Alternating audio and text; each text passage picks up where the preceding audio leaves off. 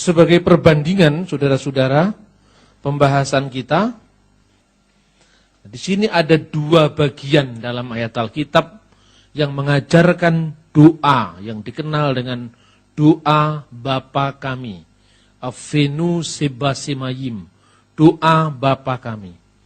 Karena ada dua bagian yang membahas tentang doa Bapa kami, maka biasanya para teolog liberal itu menyangka bahwa ajaran Yesus itu aslinya dia hanya mengucapkan doa Bapa kami dalam bentuk yang singkat. Injil Lukas yang kemudian ketika gereja itu berkembang disesuaikan dengan kebutuhan lalu Matius menambah-nambahi. Nah, saya tidak setuju dengan pandangan seperti ini. Pandangan seperti ini tidak mempercayai keakuratan kesejarahan Alkitab. Jadi kalau kita lihat konteksnya, memang Tuhan Yesus dua kali mengajarkan doa Bapa kami. Nah, kita akan belajar apa bedanya doa Bapa kami yang ditulis versi panjang dalam Injil Matius dan doa Bapa kami versi pendek dalam Injil Lukas. Kalau kita membaca konteks dari kedua ayat, baik itu Matius maupun Lukas, memang konteksnya berbeda. Ayat di dalam Injil Matius itu diajarkan Yesus tatkala Yesus khotbah di atas bukit. Jadi khotbah di atas bukit itu isinya bukan hanya 8 sabda bahagia, bukan hanya itu. 8 sabda bahagia itu pembukaan khotbah di atas bukit. Setelah itu Yesus berbicara tentang konsep doa, konsep kekhawatiran, konsep tentang sedekah, konsep tentang puasa. Dan kemudian diakhiri Yesus turun dari gunung dan kemudian mengadakan banyak mujizat di situ lalu perjalanan ke Kapernaum. Ini kalau kita membaca konteksnya Injil Matius.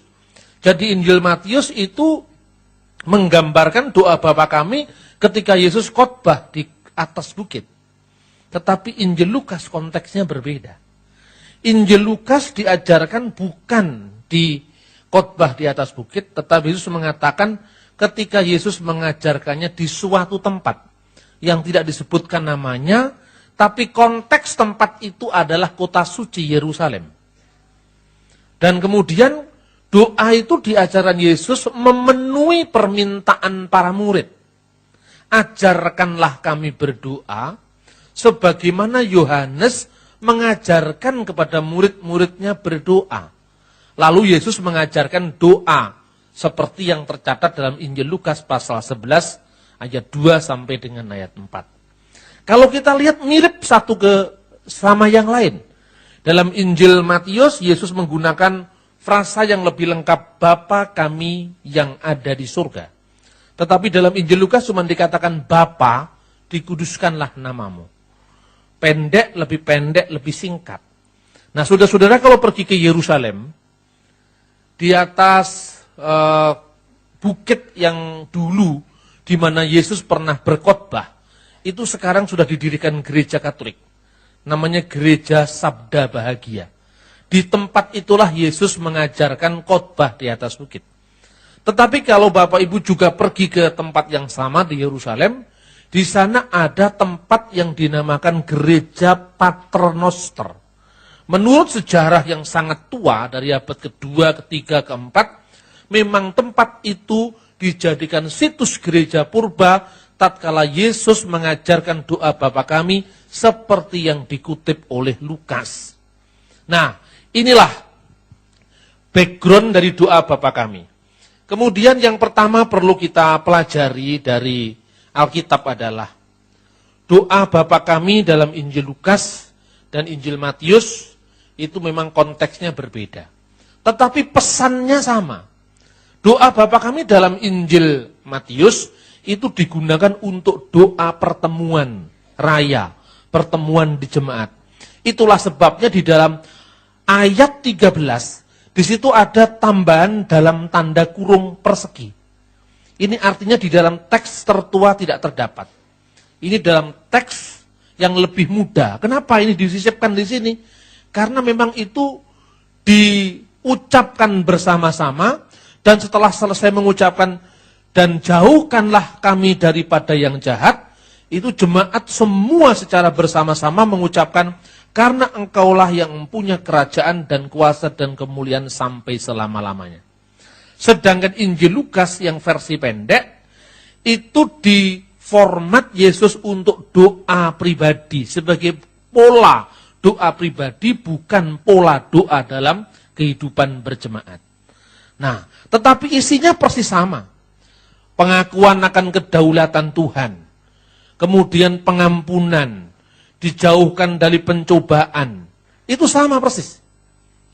Nah, saudara-saudara terkasih dalam Tuhan, sekarang ini kita perlu melihat konteksnya, bahasanya sekarang. Dalam bahasa apa kira-kira doa Bapa Kami itu diajarkan? Ini rumit. Kekristenan itu memang mewarisi sejarah yang jauh lebih kompleks daripada ajaran Islam atau Buddha atau Hindu atau Konghucu misalnya. Kenapa? Karena Yesus berkarya di suatu tempat yang namanya Galilea, wilayah bangsa-bangsa. Gelil Hagoyim. Kalau saudara-saudara pergi ke Kapernaum, di sana ada temuan-temuan tentang nama-nama orang, doa-doa yang ditulis dalam 3 bahasa dan 4 dialek yang semua ditemukan pada zaman Yesus. Artinya bahwa pada zaman Yesus, ungkapan Galilea wilayah bangsa-bangsa itu memang di tempat itu menjadi tempat yang multi bangsa, multilingual. Ada banyak bahasa yang muncul di situ. Maka kalau Nabi umat Islam Muhammad Sallallahu Alaihi Wasallam hanya bicara dalam 1 bahasa, kalau Siddhartha Gautama sang Buddha hanya bicara dalam 1 bahasa, bahasa Pali, kitab suci agama Hindu juga ditulis dalam 1 bahasa, bahasa Sanskerta atau Sanskrit. Konfusius juga hanya bicara dalam 1 bahasa, bahasa Tionghoa, maka Yesus berbicara dalam banyak bahasa. Ini yang kita lupakan, bahwa warisan nyanyian-nyanyian gerejawi itu memang beragam. Tatkala kita mengucapkan Gloria, itu bukan bahasa Yunani, itu bahasa Latin. Tatkala kita mengucapkan bahasa Yunani, Kyrie eleison. Kyrie eleison, Tuhan datanglah, itu bahasa Yunani. Tatkala kita mengucapkan haleluya, itu bahasa Ibrani. Tatkala kita mengucapkan Maranatha, itu bahasa Aram. Maka konteks kehidupan Yesus memang kehidupan yang multicultural dan multilingual. Petrus itu 1 orang. Orangnya 1. Namanya 3 bahasa. Petrus itu bahasa Yunani, Simon itu bahasa Ibrani, Kefas itu bahasa Aram. Coba Anda lihat namanya orang Aceh dan orang Jawa kan lain. Orang Aceh itu namanya 1 Arab saja, Abdul Ghaffar, Abdul Aziz. Coba lihat namanya orang Jawa. Bambang Nursena itu 3 bahasa itu. Bambang itu bahasa Jawa. Ya, Nur itu bahasa Arab. Sena itu bahasa Sanskerta. Kenapa? Karena di sini masyarakatnya lebih majemuk, lebih beragam, lebih pluralistis. Begitu juga Kapernaum, Yerusalem, situasi di sekitarnya. Nah, tatkala Yesus berbicara kepada para murid, dia berbicara dalam bahasa Aramaik. Makanya dia mengucap ketika menjubahkan Efata, bukalah. Matanya langsung terbuka. Efata itu bahasa Aram. Bahasa Aram itu bahasa yang dipakai percakapan Yesus dengan para muridnya. Maranatha, bahasa Aram. Talitakum, bahasa Aram. Eli, Eli, lama sabaktani, bahasa Aram. Tapi haleluya, bahasa Ibrani. Tatkala Yesus masuk ke sinagog, sinagog itu rumah ibadat Yahudi. Di Nazaret, Yesus mendapat gulungan kitab Nabi Yesaya. Lalu dibacakan kitab itu, Roh Tuhan ada padaku, dicatat dalam Lukas pasal 4. Bahasa apa itu dibaca Yesus? Bahasa Ibrani. Karena liturgi sebagian besar orang Yahudi ditulis dalam bahasa Ibrani, sebagian dalam bahasa Aram. Mungkin saudara-saudara untuk lebih jelasnya, bahasa Ibrani contohnya kayak apa? Evenu salom alaikum. Evenu salom alaikum, Evenu salom alaikum, Evenu salom, shalom, salom alaikum. Itu bahasa Ibrani. Tapi kalau bahasa Aram, Yidkhadal ve yidkhadas sema rababi alma ose salom bim rumau. Itu bahasa Ibrani menyaut bahasa Aram. Kenapa ini penting, saudara-saudara? Karena itu kelebihan dan keunggulan kekristenan. Kekristenan itu tidak pernah memutlakkan satu bahasa. Dia berbicara dalam berbagai macam bahasa. Untuk apa Tuhan menyiapkan itu? Bahasa Ibrani ketika dia di bait Allah, ketika dia di sinagog atau rumah ibadat. Bahasa Aram ketika bercakap-cakap dengan para murid. Tetapi ketika Injil ditulis tidak dalam bahasa Ibrani. Ketika perjanjian baru ditulis tidak dalam bahasa Aram, tapi dalam bahasa Yunani. Kenapa dalam bahasa Yunani? Bahasa Yunani adalah bahasa internasional pada saat itu. Maka kalau seandainya Injil ditulis dalam bahasa Ibrani, hanya lokal di sekitar Yudea. Tidak bisa go internasional. Dalam waktu yang tidak sampai 50 tahun, Injil sudah sampai di Roma. Injil sudah sampai di Efesus. Injil sudah sampai di Asia Kecil, Turki sekarang ini.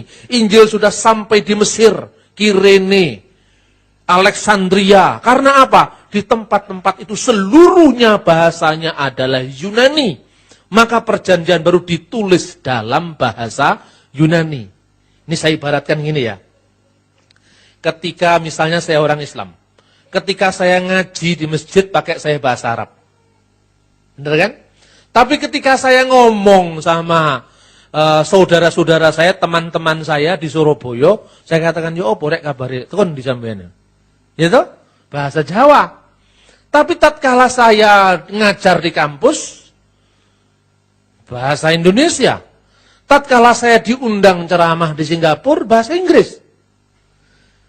Nah, untuk melacak Pak Bambang dulu ngomongnya pakai bahasa apa? Gampang sekali.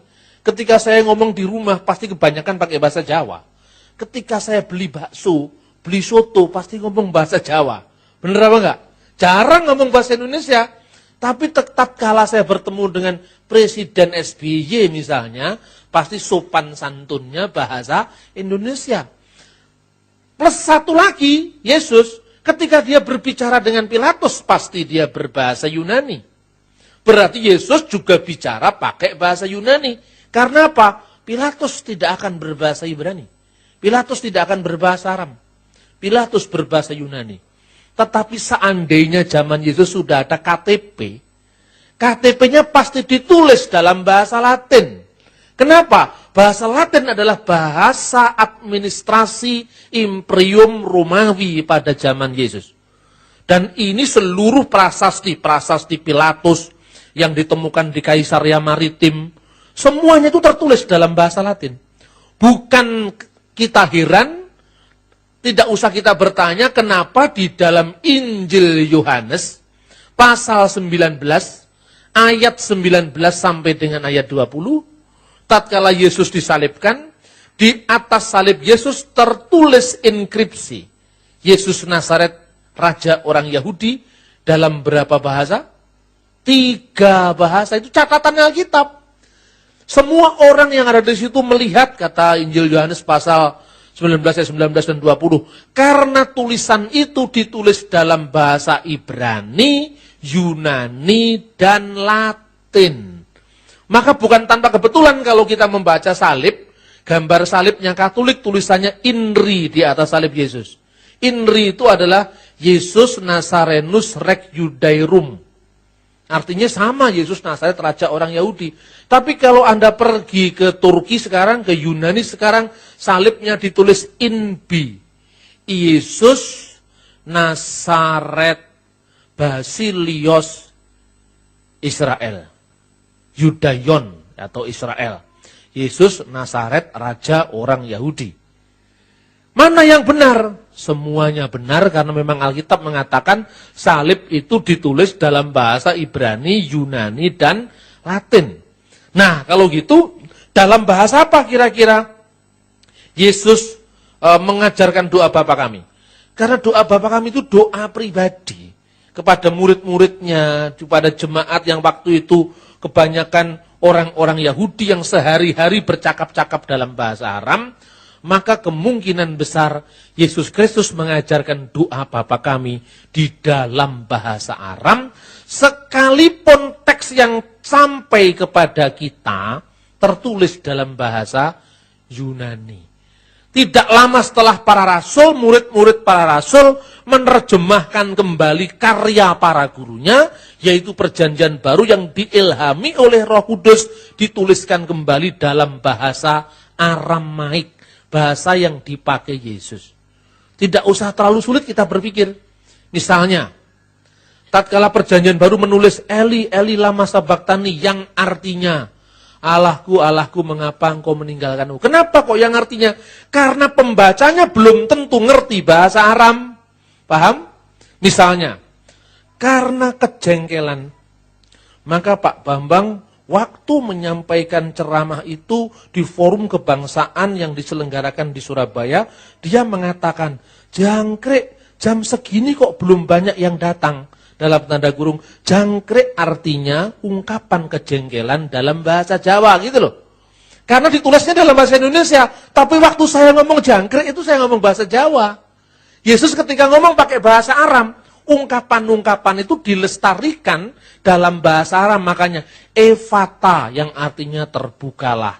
Talitakum yang artinya wahai anak bangunlah. Kenapa harus diterjemahkan? Karena pembacanya belum tentu mengerti bahasa Aram. Kuliah bahasa ini. Ya. Tapi tidak apa-apa, supaya kita itu tahu akarnya gitu loh. Supaya kita tidak menderita minder wardahait kompleks. Kalau kita bergaul dengan orang beragama lain. Bahasa Ibrani dengan bahasa Aram itu pada zaman Abraham satu. Seperti bahasa Indonesia dan bahasa Malaysia, zamannya Siti Nurbaya juga satu. Namanya bahasa Melayu. Ya kan? Kemudian setelah dua bangsa itu terpisah, Indonesia menggunakan bahasa Melayu dialek Indonesia. Sekarang namanya bahasa Indonesia. Sejak 28 Oktober 1928 mengaku berbahasa satu, bahasa Indonesia. Yang disebut bahasa Indonesia itu ya bahasa Melayu. Tetapi di Malaysia bahasanya namanya bahasa Malaysia. Cuma hari ini karena berkembang sendiri-sendiri, akhirnya jadi beda-beda. Di sana rumah sakit bersalin, rumah sakit korban laki-laki.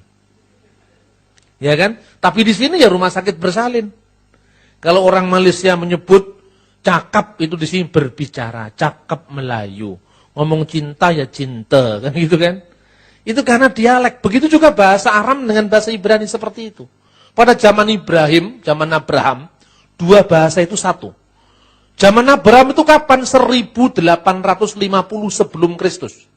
Itu bahasa Ibrani dan bahasa Aram itu satu. Makanya di dalam kitab Ulangan, pasal 26 ayat 5, di sana dikatakan, dahulu bapa leluhurku seorang Aram pengembara. Seorang Aram itu asalnya dari Irak. Sekarang ini, Aram ya bahasanya bahasa Ibrani kuno atau bahasa Proto-Aramaik, the words of Aramaik. Kira-kira tahun 1100 sampai kira-kira tahun 722, zaman kerajaan Israel terpecah menjadi dua. Saat itulah bahasa Ibrani terpecah jadi dua, bahasa Ibrani dan bahasa Aram. Zamannya Yesus, ketika dikatakan bahasa Ibrani Gabata, itu maksudnya bahasa Ibrani dialek Aram. Karena itu ketika Petrus mau menyangkal gurunya, aku tidak mengenal dia, gitu kan? Hamba imam besar itu mengatakan, itu tidak mungkin kalau kamu bukan muridnya. Itu tampak dari logat bahasamu. Karena apa? Logat bahasanya Petrus itu kental bahasa Aram. Kayak kalau saya berbahasa Indonesia, oh jelas sekali latar belakangnya Jawa. Itu lain kalau bahasa Indonesianya orang Papua. Saking cepatnya, kau mana? Kamu mau pergi kemana? Kau, jadi kopi mana? Kau pergi kemana? Kopi mana? Loh, kopi apa? Jawabannya, sapi sana, saya mau pergi ke sana. Oh, sapimu sendiri, sapi sana. Itu caranya orang sana berbicara dengan sini beda. Begitu juga bahasanya Petrus, itu beda dengan bahasa orang Yerusalem kebanyakan. Nah, bahasa Aram itu dipakai di lingkungan ketika pembuangan. Karena itu ada satu kitab dalam Alkitab, ditulis dalam dua bahasa. Kitab Daniel. kitab Daniel sebagian di depan ditulis bahasa Ibrani, sejak pasal 3 ditulis dalam bahasa Aram. Kemudian ditutup lagi pakai bahasa Ibrani. Karena apa? Memang masyarakatnya sangat multilingual. Dan walaupun perjanjian baru bahasanya itu bahasa Yunani, tetapi stylenya, gayanya tetap gaya Aram. Makanya banyak sekali kata-kata Aram yang dipakai dalam Alkitab Perjanjian Baru. Misalnya, talitakum, Markus pasal 5 ayat 41. Wahai anak, bangunlah. Efata, bukalah. Markus pasal 7 ayat 34. Eli, Eli, lama sabaktani. Matius 27 ayat 46. Ya, ini jelas Yesus berbicara dalam bahasa Aram. Oleh karena itu, orang berpikir Yesus itu mengajarkan doa Bapa kami. Itu tentu sebagai seorang Yahudi, ternyata ketika dibandingkan, itu mirip dengan doa Yahudi. Namanya doa Kadis. Nah, apa berarti Yesus jiplak dari Yahudi? Tidak. Kalau orang Kristen punya Alkitab Perjanjian Lama, ya karena kekristenan itu penggenapan dari agama Yahudi. Perjanjian Lama itu isinya apa? Nubuat-nubuat, harapan-harapan, simbol-simbol. Perjanjian Baru, penggenapan-penggenapan yang simbol menjadi hakikat, yang dulu dinanti-nanti sekarang sudah datang. Maka segenap doa-doa Yahudi pun oleh Perjanjian Baru, khususnya oleh Yesus, diberikan makna yang baru. Nah, doa Kades itu kira-kira bunyinya seperti ini. Ini mirip sekali dengan doa Bapa kami. Nanti kita akan lihat orang Yahudi asli ketika mengucapkan doa Kades, dan ini orang Yahudi-Yahudian. Karena saya orang Indonesia, artinya saya belajar bahasa Aram, saya belajar bahasa Ibrani, tapi tentu saja lidah saya tidak sama dengan lidahnya Benyamin Netanyahu. Tidak sama dengan lidahnya orang Israel aslinya. Doa Kades Yahudi itu bunyinya seperti ini. Sayang tidak sempat ditulis ya. Yithadal ve yithadas seme rababe alma dibrakir utai. Artinya, dimuliakanlah dan dikuduskanlah namanya yang besar di alam semesta yang dijadikan menurut kehendaknya.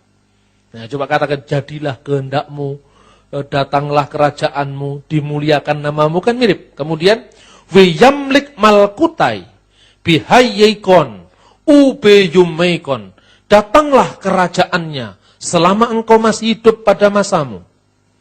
Ubehayeidikol Israel, ba'agala uwisman karif we imru amin.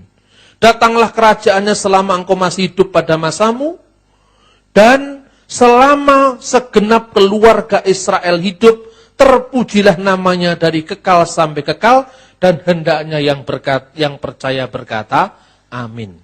Habis dibaca, yitkadal we yitkadas sema rababi alma, kemudian dalam ibadah Yahudi, itu diakhiri dengan pujian, Ose salom bimromau, huya ase salom malainu, we alkol Yisrael, wimru amin. Kenapa kita perlu mengerti doa-doa saudara tua kita? Orang Yahudi itu saudara tua kita, saudara seiman dalam penantian. Kenapa dalam penantian? Karena dia menanti-nantikan kedatangan juru selamat. Sampai hari ini doa di tembok ratapan, juru selamat datang, Mesias datang. Yesus sudah datang, dia tidak mau percaya. Jadi orang Yahudi itu tidak percaya kalau Yesus itu Mesias. Tapi percaya bahwa Mesias akan datang. Tadi siang saya sampaikan di Embong Sawu, caranya orang Yahudi mengajikan Mazmur 23. Persis sama dengan caranya orang Kristen Ortodok di Mesir mengucapkan Mazmur 23 dalam bahasa Arab.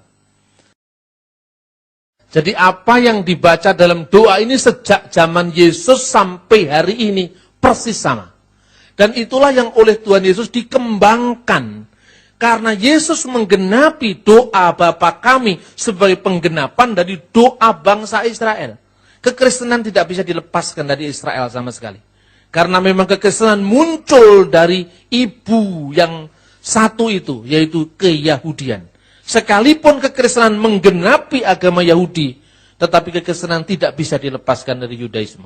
Cuma sayangnya di Indonesia ini, banyak orang Kristen yang sekarang lebih Yahudi ketimbang orang Yahudi.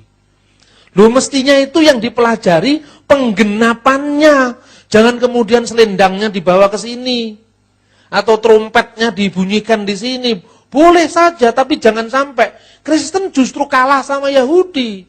Yang sekarang datang ke Israel lagunya, apa itu? Mosia, Mosia, Mosia, la la la la la la la. Itu kan lagu pengharapan supaya Mesias datang. Bagi orang Kristen Mesias sudah datang. Jangan nyanyi lagu itu. Lagu itu gambaran tentang mereka mengharapkan Mesias akan datang. Sementara kita percaya Mesias sudah datang. Jadi ini bahayanya kalau orang Kristen dipengaruhi orang-orang Yahudi. Justru karena orang Yahudi rata-rata lebih pintar ketimbang orang Kristen, malah banyak orang Kristen yang minder, wardahait kompleks. Dia mengatakan, Pak, kita sumbang saja Israel. Pengusaha-pengusaha itu banyak nyumbang Israel, kenapa? Tidak mungkin kita menginjili mereka. Mereka lebih tahu dari kita kok. Waduh, saya langsung lemes saya. Belum apa-apa, itu sudah seperti kerupuk disiram air. Orang Yahudi itu sepinter apapun, kayak Einstein Yahudi, Karl Marx Yahudi. Tetapi Yahudi baru, Israel baru itu gereja, bukan mereka. Karena itu kita gali sejarah mereka. Untuk membuktikan bahwa apa yang mereka harapkan itu sudah digenapi dalam Yesus Kristus. Amin. Jangan malah Natal diganti perayaan pondok daun. Jangan malah banyak pendeta mau diberkati rabi di Israel. Kalau saya tidak mau diberkati rabi. Saya yang harus memberkati rabi. Karena kita ini penggenapan dari Israel baru. Yesus itu Musa yang baru. Kita perlu berhutang budi, berhutang sejarah, berhutang pemahaman, berhutang pewahyuan kepada mereka. Tetapi Allah telah menggenapi nubuat Nabi Yeremia. Allah sudah mendatangkan perjanjian yang baru di dalam diri Yesus Kristus. Sesuai dengan nubuatan Yeremia pasal 31. Tuhan akan mengadakan perjanjian baru dengan Yehuda dan di Israel. Kalau dulu menuliskan loh di atas batu, sekarang menulisnya di atas loh hati. Makanya kalau dulu 10 perintah Allah ditulis dengan kilat yang bersabung menyambar-nyambar, kemudian jari Allah menuliskan di atas loh batu, Lo Yihye Elohim Akhirim Alfanai. Jangan ada ilah lain di hadapan hadiratku. Perjanjian Tuhan digenapi. Tuhan telah memberikan hukumnya yang baru, yaitu perjanjian baru. Menuliskan di atas loh hati. Makanya dalam pencurahan Roh Kudus, lidah-lidah api itu memasuki kepala para murid, karena untuk menuliskan perjanjian baru di hati orang beriman. Kitalah Israel yang baru. Kitalah Israel yang rohani. Kitalah Yerusalem surgawi. Amin, saudara-saudara. Bangga mestinya jadi pengikut Yesus. Bahkan malah minder wardahait kompleks sama orang Yahudi. Makanya saya ungkap sekarang, supaya kita tidak minder lagi. Amin, saudara-saudara. Nah, bahwa doa Bapa kami versi yang panjang tadi, itu diucapkan untuk ibadah jemaat, itu jelas sekali, karena di situ ada doksologi. Karena engkaulah yang punya kerajaan dan kuasa sampai selama-lamanya. Itu diambil dari kitab Tawarikh. Kemudian doa Bapa kami yang menurut Lukas, Bapa dikuduskanlah namamu. Menurut Injil Matius, Bapa kami yang ada di surga, dikuduskanlah namamu. Padahal ungkapan Bapa di surga, itu orang Yahudi sudah punya. Avinu seba semayim, yithadas semha, dan seterusnya. Bapa kami yang ada di surga. Nah kemudian pada kira-kira tahun 90 Masehi, di dalam dokumen gereja kuno yang namanya Kitab Didache, itu sudah ditulis doa Bapa kami versi panjang menurut Injil Matius. Dan ini menjadi pembelajaran iman bagi kita, bagaimana kita bisa mengerti iman Kristen dengan baik. Kalau membawa rombongan orang Indonesia, orang Batak apalagi, yang pertama-tama dilihat di Paternoster, gereja Paternoster itu, doa Bapa kami ditulis dalam banyak bahasa. Orang Batak itu yang dicari mesti, di mana itu doa Bapa kami dalam bahasa Batak. Ya, selalu dicari begitu. Tapi kalau saya katakan, sebelum cari yang bahasa Batak, cari dulu bahasanya Tuhan Yesus. bahasa Aram, bahasa Ibrani, bahasa Yunani. Kemudian cari bahasa Arab. Kenapa bahasa Arab? Mayoritas orang Indonesia itu Muslim. Bahasa Arab itu baginya bahasa surga. Maka saya tunjukkan mana doa Bapak kami dalam bahasa Arab. Anda mengucapkan doa Bapak kami dalam bahasa Jawa dan bahasa Indonesia, dengan mengucapkan doa Bapak kami dalam bahasa Arab itu lain. Itu doanya saya ganti doa Bapak kami. Tapi pakai bahasa Arab. Lalu saya berdoa, Abanalladzi fis samawati yataqaddas yasmuka li'ati malakutuka litakun masyiatuka kama fis samai kadzalika 'alal ard. Semua amin, amin, amin. Kubsanaka fafana atinal yaum waghfir lana dzunubana kama naghfiru nahnu aidan lil mudnibina ilaina wala tudkilna fit tajribah lakin najina minas yirir. Amin, amin. Kemudian ada orang tanya, itu kok lain sekali doanya. Ya, ini yang saya doa ini artinya duh Rama kawula ingkang wonten ing swarga. Asma paduka mugi kasucekno. Loh ini Kristen. Iya Kristen. Kok Arab lah ya? Justru itu menarik, maka Kristen Arab. Nah ini banyak. Yang begini lebih penting ketimbang Anda cari doa Bapak kami bahasa Batak. Karena itu tidak akan pernah menyentuh orang lain kecuali sukumu. Ya kan? Tapi kalau kita mengucapkan ini, itu dampaknya akan luar biasa. Ada orang membawa itu kaligrafi doa Bapak kami. Ini orang Chinese dari Jakarta ikut saya rombongan.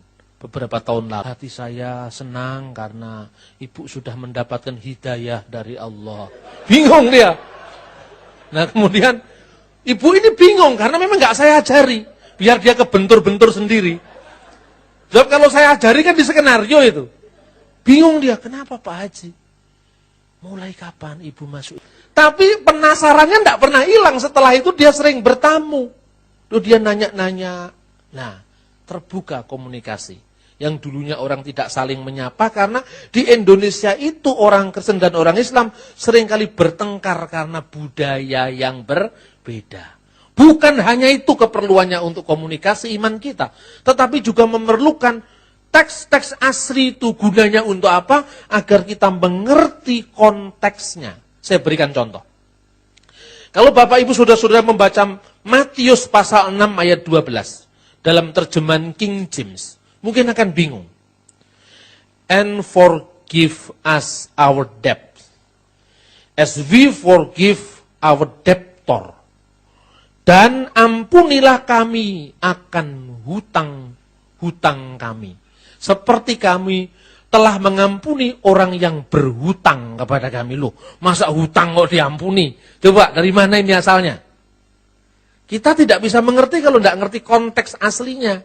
Karena di dalam bahasa yang dipakai Yesus, hobnan, itu artinya kesalahan sekaligus hutang. Kesalahan dan hutang. Karena bagi alam pikiran Israel kuno, seorang yang memiliki kesalahan orang lain, dia berhutang pada orang itu yang harus dikembalikan dengan pengampunan. Makanya dengan kata hubnan, ini kita bisa mengerti artinya. Sehingga Injil Lukas menerjemahkan hamartias. Dosa kami, bukan kesalahan kami.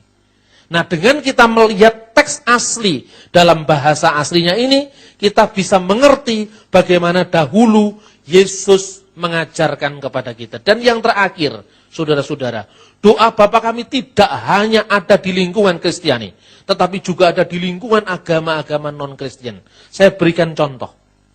Dalam salah satu hadis Nabi Muhammad, diriwayatkan oleh Abu Darda dan Al-Nisa'i, ditulis An-Nasa'i, ditulis begini.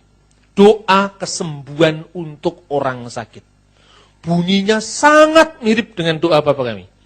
Apalagi kalau dibandingkan dengan doa Bapa kami dalam bahasa Arab. Rabbanallahu fis sama'i. Ya Allah Tuhan kami yang ada di surga. Nah bapaknya dihilangkan. Karena bapaknya dianggap punya anak. Padahal Allah tidak beranak. Maka Bapa kami diganti Tuhan kami. Kemudian Watakhodasa ismuka, dikuduskanlah namamu. Persis sama. Amruka fis sama'i wal ard, kehendakmu di surga dan di bumi. Kama rahmatika fis sama'i, fajhal rahmatika fil ardi. Seperti rahmatmu di surga, begitu juga kiranya rahmat-Mu di bumi. Waghfir lana haubana wa khatayana. Ampunilah kesalahan dan dosa-dosa kami. Antar Rabbu thayyibin. Engkaulah Tuhan yang maha baik. Anzil rahmatan min rahmatika wa sifaan min sifaika ala hadal wajih. Turunkanlah rahmat dari rahmat-Mu dan kesembuhan dari kesembuhan-Mu atas penyakit ini. Amin.